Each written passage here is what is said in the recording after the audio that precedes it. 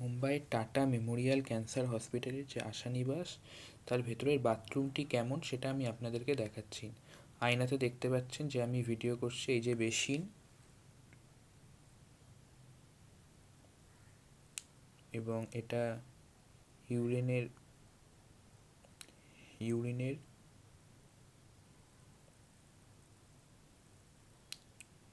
এরপরে টয়লেটটা আমি আপনাদেরকে দেখাচ্ছি। দেখতে পাচ্ছেন দুটো করে টয়লেট আছে। তারপরে স্নানের জায়গা, যে দেখুন স্নানের জায়গা।